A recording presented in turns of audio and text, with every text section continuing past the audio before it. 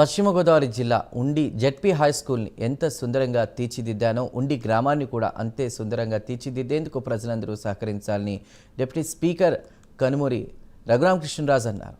100 సంవత్సరాల చరిత్ర గల ఉండి జెడ్పీ హై స్కూల్ని 60 లక్షల రూపాయలతో రఘురామకృష్ణరాజు అభివృద్ధి చేశారు. ఈ సందర్భంగా ఆయన్ను పాఠశాల ఉపాధ్యాయులు, పూర్వ విద్యార్థులు సన్మానించారు.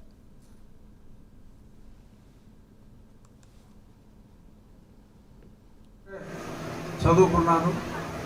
ఈ చరిత్ర అంతా కూడా 2018లో ఒకసారి నేను ఈ శతవత్సరాల ఫంక్షన్కి అశోక్ గజపతిరాజు గారు ఆయన ముఖ్య అతిథిగా వచ్చారు. అప్పుడు కూడా నేను వచ్చాను ఈ ఫంక్షన్కి.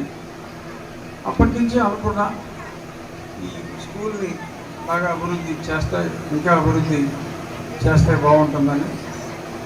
సో ఇక్కడికి వచ్చిన తర్వాత ఆ పరిస్థితి చూస్తే కొంచెం బాధ అనిపించి యుద్ధ ప్రాతిపదికనే మనం చేయాలి అని మేము అనుకున్న టార్గెట్కి ఒక 20 రోజులు నెల ఆలస్యమైనప్పటికీ, ఎందుకంటే ఏదో తక్కువ లోటు ఉంటుంది, ఆ ఎదురుగుండా పూడ్చాలి అంటే సింపుల్గా అయిపోతుంది అనుకున్నాం. కానీ అది బకాసురుడు భోజనంలాగా నడిమేరకు నాగరాజుకి ఎంతమందిని అప్పచెప్పినా సార్ అన్ని లారీలు ఇచ్చినాయి, 200 లారీలు ఇచ్చారు, కానీ ఇంకా ఇంకో 300